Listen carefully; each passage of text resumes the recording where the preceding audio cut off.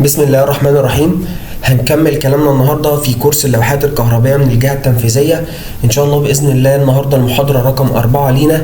احنا كنا قبل كده اتكلمنا عن مكونات اللوحات الكهربية وقلنا ان اي لوحة بتتكون من شوية حاجات. اتكلمنا اول حاجة عن الانكلوجر اللي هو جسم اللوحة، وقلنا ان هو بيبقى مصنوع يا اما من شيت ستيل او جالفانايزد شيت ستيل او بيكون مصنوع من البلاستيك. وقلنا ان اللوحات الاندور المفروض ان هي تكون من 41 اي بي لحد 44، واللوحات الاوتدور تكون من 54 لحد 65 لو هي اوتدور. ده بالنسبه للاي بي بتاعها لو هي اندور واوت دور. طيب وبعد كده اتكلمنا في الفيديو اللي بعده يا باشمهندسين عن الانكoming والاوت جوينج.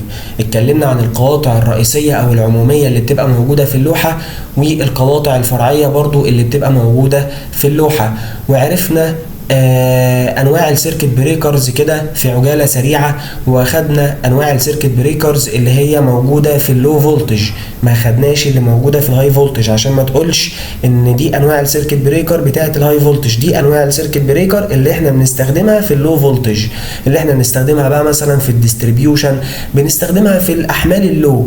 تمام. طيب ان شاء الله باذن الله بقى النهارده هنكمل كلامنا عن انواع السيركت بريكرز. احنا الفيديو اللي فات او المحاضره اللي فاتت اتكلمنا عن الست انواع بتوع السيركت بريكرز اللي هم الام سي بي والام سي سي بي والاي سي بي والاي ال سي بي والار سي بي او والام تي سي بي. اتكلمنا عن الست انواع دول، اتكلمنا عن استخداماتهم. ان شاء الله باذن الله النهارده بس ناقصنا حته كده هنتكلم عنها ونبقى خلصنا الجزء بتاع السيركت بريكر. اول حاجه هنتكلم عنها النهارده وهو القواطع المنمنمه اللي هي الام سي بي او كما تعرف بالمينيتشر سيركت بريكر. المينيتشر سيركت بريكر يا باشمهندسين هو بيبقى شكله زي اللي قدامك ده مينيتشر سيركت بريكر سنجل فيز، يعني 1 بول. فالصوره اللي انا موضحها في البرزنتيشن دي صوره لسيركت بريكر مينيتشر سيركت بريكر اللي مصنعاه شركه شنايدر، وهو سنجل فيز، وكان مكتوب في المواصفات بتاعته ان هو 16 امبير اللي هو النومينال كارنت بتاعه 16 امبير، وان هو من السي كيرف. والسي كيرف دي اللي احنا اتكلمنا عنها في المحاضره اللي فاتت، وقلنا ان المينيتشر سيركت بريكر عندي منه 3 انواع: التيب بي والتيب سي والتيب دي. وقلنا ان لكل نوع من الانواع دي كيرف خاص بيه بيكون موجود في الكتالوج بتاع السيركت بريكر لما بتروح تشتريه. وبيقول لك ان هو 6000 امبير. 6000 امبير دي قيمه الاي شورت سيركت بتاعه السيركت بريكر ده. واحنا طبعا عارفين ان الام سي بي زي ما قلنا احنا بنستخدمه في الدوائر الفرعيه. الطبيعي ان انت مثلا دايره فرعيه زي مثلا دايره اناره او دايره سوكيتات هتروح تجيب لها المينيتشر سيركت بريكر ده وتعمل له سايزنج وتبدا انك انت تحطه على اللوحه بتاعتك علشان يحمي لك من الاوفرلود والشورت سيركت. بعد كده عايزك تبقى عارف يا باشمهندس ان ايه هي الانواع بتاعه المينيتشر سيركت بريكر. انواع المينيتشر سيركت بريكر طبقا للمنحنيات اللي بتحدد العلاقه بين تيار العطل وزمن الفصل. يعني ما انا قلت لك قبل كده ان احنا عندنا ان المينيتشر سيركت بريكر 3 انواع اللي هو التيب بي والتيب سي والتيب دي. وقلت لك ان لكل نوع من الانواع دي بيبقى ليه منحنى. المنحنى ده بيوضح لك العلاقه اللي بتكون ما بين تيار العطل لما بيحصل والمده اللي هيفصل فيها او هيفصل من خلالها السيركت بريكر. فانا يهمني ان السيركت بريكر بتاعي يفصل بسرعه، يهمني ان السيركت بريكر بتاعي يفصل بسرعه. مبدئيا لازم تبقى عارف يا باشمهندس ان كل القواطع الكهربيه بتتحمل بنسبه 113% على قيمه الريتد كارنت بتاعها. يعني وليكن انا عندي سيركت بريكر 10 امبير، فالسيركت بريكر ال 10 امبير ده هيتحمل لحد 13 امبير من غير ما يفصل. يعني لو مر في السيركت بريكر ده 13 امبير السيركت بريكر هيتعامل كانه عادي خالص ومش هيفصل ولا هيقول ده اوفرلود ولا اي حاجه. ليه؟ لان كل القواطع الكهربيه متصممه كده. هم الشركات المصنعه بتصمم القواطع الكهربيه بالشكل ده. وقال لك القاطع بيفصل بعد نسبة التحميل بقى، يعني بعد نسبة 113% دي بيبدأ يفصل حاجتين: يا إما يفصل حراري وبعدها بيفصل مغناطيسي. طيب احنا في المحاضره رقم 2 قلنا يا باشمهندسين ايه الفرق ما بين الفصل الحراري والفصل المغناطيسي. قلنا ان الفصل الحراري هو ان لما بيحصل عندك في السيستم بتاعك اوفرلود، فالسيركت بريكر بتاعك لما بيبدا يشوف ان هو حصل مشكله الاوفرلود بيبدا ان هو يفصل فصل حراري. طيب بعد كده قال لك بعد المرحله دي بيبدا السيركت بريكر يفصل فصل مغناطيسي. هتقول لي يا باشمهندس مش احنا قلنا قبل كده ان الفصل المغناطيسي ده بتاع الشورت سيركت؟ هقول لك ايوه. طب ايه بقى الفرق ما بين الاوفرلود والشورت سيركت؟ دي بقى انا قلتها في الفيديو رقم 2 في المحاضره رقم 2. روح ارجع للفيديو رقم 2 وانت هتعرف اجابه السؤال ده كويس قوي وتفهمها كويس. هي معلومه بسيطه بس الفكره كلها ان عيب قوي تبقى باشمهندس في ناس بتتخرج وبتبقى معلش مش فاهمه الفرق ما بين الاوفرلود والشورت سيركت، وبتبقى نقطه هم بيبقى فيها خلاف ما بين المهندسين المتخرجين يعني. طيب بعد كده بقى هنتكلم عن الانواع بتاعه المينيتشر سيركت بريكر. احنا قلنا ان انا عندي 3 انواع، التيب بي والتيب سي والتيب دي. عايزك بس تبقى فاهم ان التيب بي الفصل المغناطيسي بتاعه بيبدا من 3 الى 5، لما بيمر من 3 الى 5 اضعاف تيار القاطع اللي هو من 3 الى 5 قيمه الاي نومينال. والتيب سي لما بيمر من 5 الى 10 من قيمه التيار بتاع القاطع. والتيب سي ده هو اكثر الانواع شهره في السوق واكثر الانواع استخداما الناس بتستعمله او المكاتب الاستشاريه بتاعه التنفيذ وكده بتستعمله. ثالث نوع معانا وهو التيب دي، وده الفصل المغناطيسي بتاعه بيبدا من 10 الى 20 اضعاف تيار القاطع. طيب هتقول لي يا باشمهندس يعني ايه من 3 الى 5 ويعني ايه من 5 ل 10 ويعني ايه من 10 ل 20؟ يعني وليكن يا باشمهندس ان انا عندي دلوقتي السيركت بريكر بتاعي ده كان 10 امبير. حلو الكلام. طيب ال 10 امبير دول الثلاث اضعاف بتوع ال 10 امبير اللي هم كام؟ 30. ساعتها لو مر في السيركت بريكر ده 30 امبير، السيركت بريكر هيفهم ان قيمه ال 30 دي شورت سيركت، يعني حصل شورت سيركت بقيمه 30 امبير، فساعتها هيفصل فصل مغناطيسي. ده الفرق. ده معنى كلمه ايه؟ ده معنى كلمه ان هو لما يمر فيه من 3 ل 5 اضعاف التيار، او من 5 الى 10 او من 10 ل 20. دي كل الفكره يا باشمهندس، ان انا بقى عايزك تبقى بتفرق ما بين التيب بي والتيب سي والتيب دي، وتبقى عارف ايه هو اكتر نوع فيهم بيتم استخدامه في السوق وهو التيب سي. علشان كده في الفيديو العملي لما احنا كنا لما وريتك اللوحه قلت لك ان كان عندنا مينيتشر سيركت بريكر سي 10. يعني هو ايه؟ قلنا معناها سي دي معناها ايه؟ معناها ان هو من التيب سي. دي كده الجزئيه بتاعه المينيتشر سيركت بريكر. ده طبعا صوره بتوضح الثيرمال تريب يونت والماجنتيك تريب يونت. يعني ايه؟ احنا قلنا ان السيركت بريكر اللي عندي بيفصل يا اما عن طريق حاجتين، يا اما فصل حراري او فصل مغناطيسي. الفصل الحراري كل الفكره بتاعته ان هو انت عندك سوسته، السوسته دي بتبدا تسخن لما بيحصل اوفرلود، السوسته دي بتبدا تسخن فبتتمدد فبتخلي السيركت بريكر يفصل. انما الماجنتيك تريب يونت الفكره بتاعتها كلها ان هي برضو عباره عن سوسته بس بتفصل لحظيا، يعني مسافه ما يحصل الشورت سيركت تلاقي السيركت بريكر اللي عندك ده فصل مغناطيسي. الرسمه دي او الصوره دي عايزك بس تبقى فاهم منها يعني ايه فصل حراري ويعني ايه فصل مغناطيسي، وتبقى فاهم ايه اللي بيحصل جوه السيركت بريكر ذات نفسه. يبقى كل اللي بيحصل جوه السيركت بريكر يا باشمهندسين اني في حاله الفصل الحراري السوسته اللي بتبقى موجوده داخل السيركت بريكر بتسخن فبتتمدد، ولما بتتمدد بتخلي السيركت بريكر يفصل.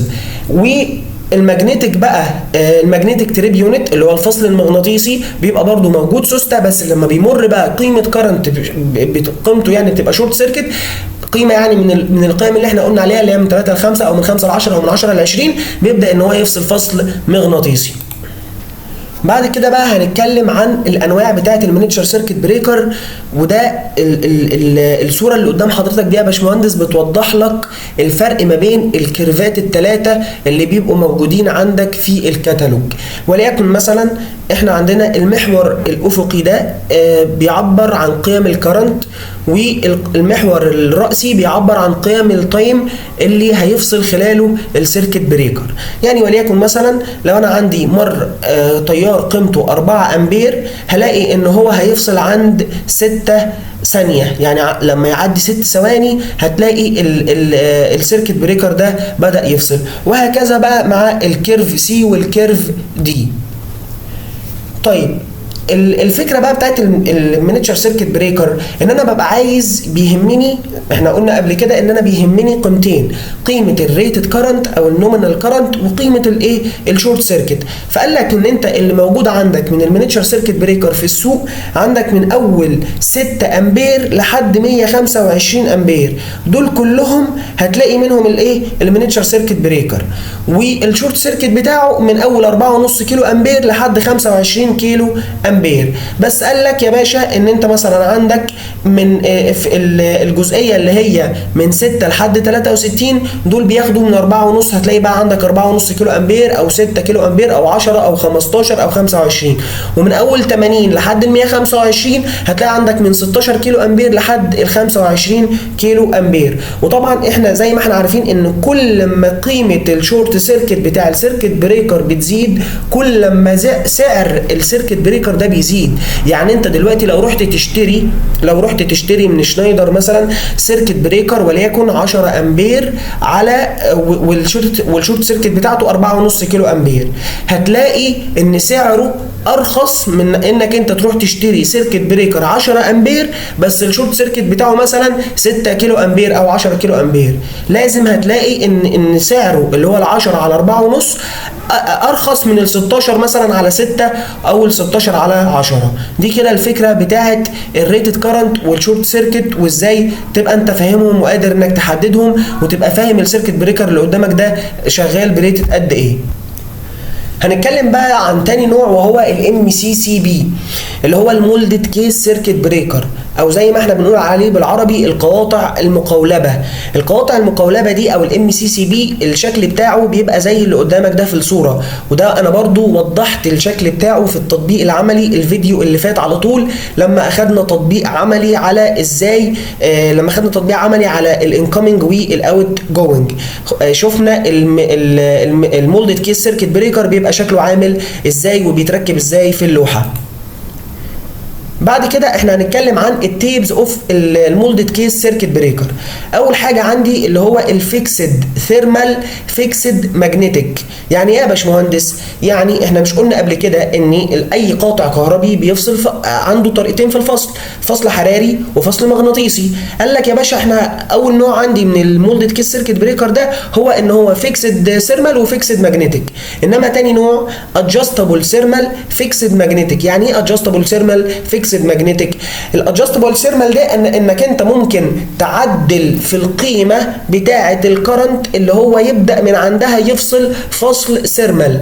يعني قيمه قيمه الاي ار دي اللي هي قيمه الكرنت بتاعه او قيمه ضبط القاطع، قيمه ضبط تيار القاطع بحيث ان هو يفصل ثيرمال.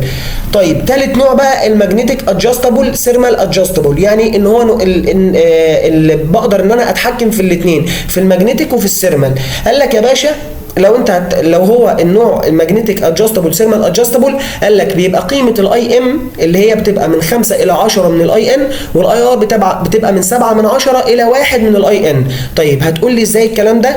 يبقى عايزك بس تبقى فاهم ايه هي قيمه الاي ام وقيمه الاي ار. قيمه الاي ام هي قيمه بيسموها كده قيمه ضبط التيار، قيمه ضبط تيار القاطع علشان يفصل فصل مغناطيسي، والاي ار هو قيمه ضبط تيار القاطع علشان يفصل فصل حراري. فقال لك انا بقى بدل ما انت تروح تشتري مثلا قاطع مولدد كيس سيركت بريكر ما تبقاش انت يعني انت مثلا وليكن عايز تجيبه بقيمه معينه فما تلاقيهاش في السوق، قال لك يا باشا انت ممكن تظبط بقى، بيبقى في نظام بكره كده بتظبط من خلالها السيركت بريكر ده على قيمه الكرنت اللي انت بتبقى عايزه، يبدا يفصل من عنده ثيرمال ويبدا يفصل ايه؟ ويبدا يفصل ماجنتيك. فقال لك يا باشا ان قيمه الاي ام بتبقى من 5 الى 10 من قيمه الاي نومينال، وقيمه الاي ار بتبقى من 7 من 10 الى 1 من قيمه الاي نومينال. رابع نوع معانا بقى وهو الماجنتيك اونلي. يعني ايه ماجنتيك اونلي؟ يعني هو ما بيفصلش غير فصل مغناطيسي بس، ده احنا بنستخدمه في حالات المواتير بس، وده ما بيكونش فيه اوفرلود بروتكشن، يعني ده ما بيكونش في القاطع ده ما بيكونش فيه سيرمال، فصل سيرمال. فقال لك ساعتها ان قيمه الاي ام بتاعته بتبقى من 5 الى 10 من قيمه النومينال كارنت.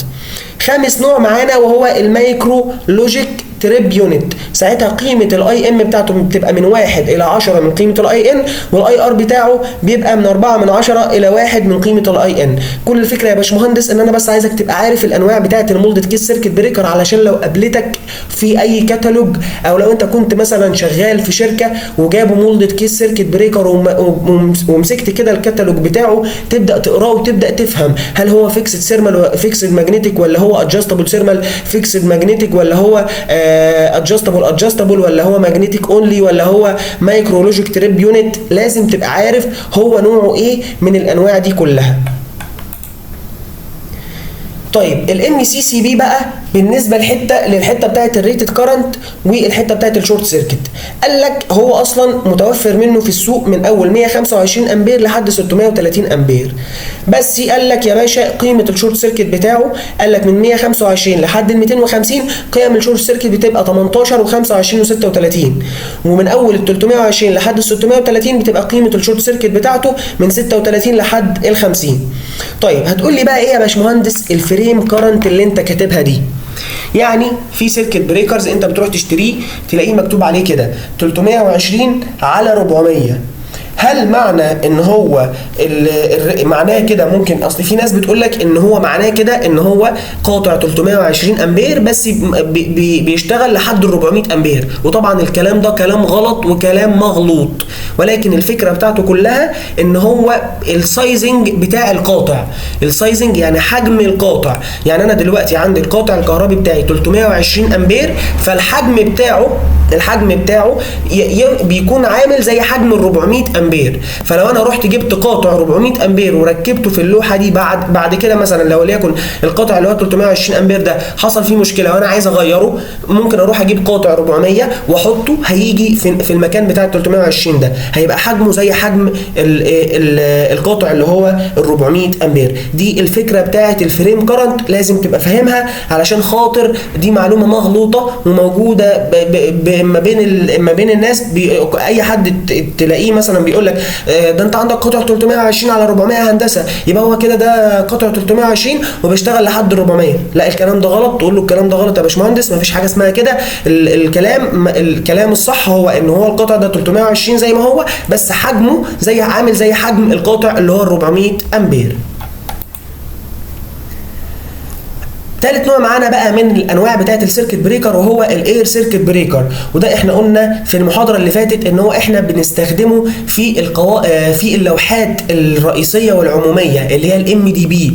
وبس الفكره بتاعته انا جبته، حبيت ان انا اذكره في المحاضره دي علشان خاطر بس الصوره بتاعته او شكله بيبقى عامل ازاي، لان احنا قلنا المره اللي فاتت ان هو اكبر حجم، اكبر سيركت بريكر كحجم في اللو فولتج سيركت بريكر، هو ده اكبر واحد فيهم كحجم يعني. فهي الفكره بتاعته، بس انا كنت عايز اوريك الشكل بتاعه بيبقى عامل ازاي علشان خاطر لو قابلك في اي مكان وانت شغال ولا اي حاجه تبقى عارف ان ده اير سيركت بريكر، بيبقى شكله زي ما هو موضح قدامك كده. طيب بعد كده ده مخطط بسيط كده بيوضح لك ان انت زي ما احنا قلنا في السلايد دوت بتاعه الام سي بي والام سي سي بي والكلام ده. هو الفكره بتاعته كلها هي فكره ان انت تقدر تحدد القيم بتاعه الكرنت او السيركت بريكرز ريتنج. يعني مثلا انت عندك الام سي بي ده بتلاقي من اول 10 امبير لحد 125. بعد كده عندك اللي هو الام سي سي بي بيبقى من اول 125 لحد 630، والاي سي بي من اول 630 بقى وانت ماشي، وهكذا. دي الفكره كلها بتاعه السلايد دي. طيب هنرجع بقى لموضوعنا الاساسي اللي احنا عملنا الكورس عشانه، وهو الكونستراكشن اوف البانل بورد. طيب عشان بس ما تتوهش مني يا هندسه، احنا كده اتكلمنا لحد دلوقتي عن ايه؟ اتكلمنا عن في اول محاضره خالص اتكلمنا عن جسم اللوحه اللي هو الانكلوجر، بعد كده اتكلمنا عن الانكمنج والاوت جوينج، بعد كده اتكلمنا عن الانواع بتاعه القواطع الكهربيه اللي احنا بنستخدمها في اللو فولتج، واتكلمنا بقى عن الست انواع وخلصناهم وقلنا كل التفاصيل اللي موجوده فيهم، يعني باذن الله مش هتلاقي اي تفصيله بره الكلام اللي انا قلته ده. طيب هنتكلم بقى النهارده عن ايه بقى في الكونستراكشن اوف البانل بورد؟ هنتكلم عن الكونكشن تيب. انا في الفيديو العملي بتاع المره اللي فاتت قلت لك ان اللوحه اللي موجوده عندنا دي الكونكشن تيب بتاعها كان وايرز ومفيش بسبارات يا هندسه في اللوحه. هنشوف بقى يعني ايه وايرز ويعني ايه بسبار وكل الكلام ده.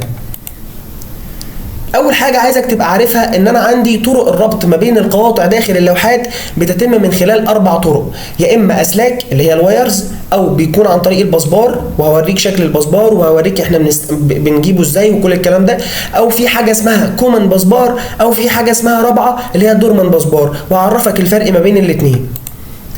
اول حاجه عندنا وهي الوايرز، زي ما انا وريتك في اللوحه اللي احنا كنا شغالين عليها، وزي ما هو موضح في الرسمه دي. انت عندك هنا شايف اي بسبارات ولا شايف اي حاجه؟ لا، هي اسلاك اهي، وكل حاجه طالعه من حاجه رايحه في حاجه وكل الكلام ده. فده هو الوايرز، ده الكونكشن تيب بتاع اللوحه دي وايرز. اول لما تشوفها كده تعرف ان الكونكشن تيب بتاع اللوحه دي ايه؟ وايرز يا هندسه. تاني نوع بقى وهو البسبار. البسبار زي ما هو موضح قدامك كده، هو بيبقى عباره عن قضيب التوصيل، هو عباره عن قضيب بيوصل التيار الكهربي، هو بيبقى عباره عن شريط معدني في لوحه المفاتيح، بيستخدم لنقل الطاقه الكهربائيه من المغذيات الوارده وتوزيعها على المغذيات على المغذيات الصادره، وبيتم تصنيعه من النحاس او من الالومنيوم. بس دي الفكره بتاعت يعني ايه بسبار، ودي صوره لشكل البسبار. بعد كده معانا الكومن بسبار. الكومن بسبار ده هو عبارة عن بسبار بيكون أفقي وبيربط ما بين قواطع اللوحة، يعني الكومن بسبار ده أنا بحطه أفقي، إنما الدورمان بسبار اللي هو لسه جاي ده أنا بحط رأسي وببدأ أغذي منه وببدأ أربط ما بين القواطع في اللوحة الكهربائية من خلاله. ده الصورة دي كده هي شكل الكومن بسبار بيبقى عامل إزاي. بعد كده برضو ده كومن بسبار انا كنت مصوره في احد الشركات، ده برضو زي ما هو موضح قدامك كده، ده كومن بسبار ببدأ احطه في اللوحة وابدأ اربط ما بين القواطع الكهربائية اللي بتبقى موجودة عندي في اللوحة. اخر حاجه معانا بقى وهو الدورمان بسبار. الدورمان بسبار ده بقى هو عامل زي الكومن بسبار برضو، بس الفرق ما بينهم ان ده بيكون عمودي، يعني ده بيكون عمودي وببدا اربط ما بين البسبارات وببدا اربط ما بين القواطع وبعضها. طيب انا بقى يعني بحسب الحجم بتاع البسبار ازاي، او بحسب مساحه البسبار ازاي ولا ايه؟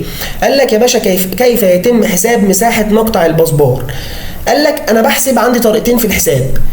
الطريقه الاولى هي ان انا بقول انه كل 1.5 امبير ده هيساوي 1 ملم مربع، وده اللي هو افضل حل، ده البيست سوليوشن. وفي حل تاني في مكاتب تانيه بتقول لك ان كل 2.5 امبير هيطلع لي 1 ملم مربع. طيب تعال نشوف الكلام ده في مثال عشان نفهم اكتر. بص يا باشا، لو انا عندي دلوقتي الحمل اللي عندي مثلا، او اكبر سيركت بريكر موجود عندي كان 100 امبير. حلو، انا عايز اعرف هجيب بسبار قد ايه.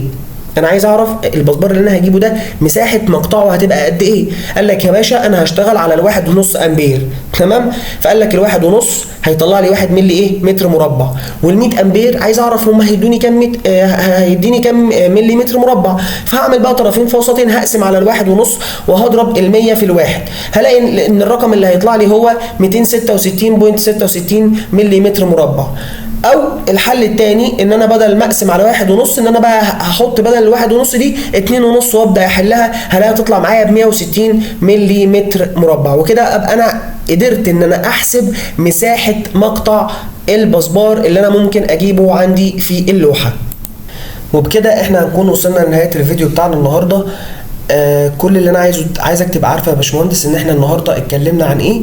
اتكلمنا عن الكونكشن تيب بتاع اللوحات، واتكلمنا عن التيبز اوف السيركت بريكرز اللي احنا بنستخدمها في اللو فولتج، اتكلمنا عن باقي الانواع واتكلمنا عنهم ببساطه، وحاولنا ان احنا نلم الدنيا كلها.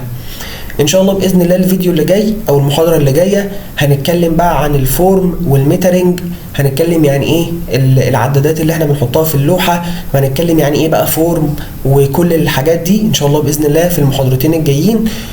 خلاص هو الكورس بتاعنا خلاص بدأ ينتهي، بس كل الفكرة ان انا عايز الكورس يبقى في حاجات عملية اكتر من الكلام النظري. يعني انا بحاول ان انا كل محاضرتين او حاجة بحاول ان انا انزل فيديو عملي اوضح لك يعني ايه جسم لوحة، يعني ايه انكمنج، يعني ايه اوت جوينج، يعني ايه بسبار، يعني ايه ضغط.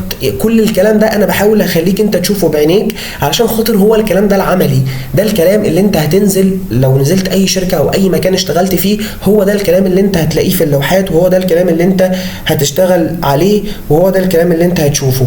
كل اللي انا عايزه منك بس انك انت تفضل مستني المحاضرات اللي جايه، وان شاء الله باذن الله هتوصل لمرحله كويسه جدا.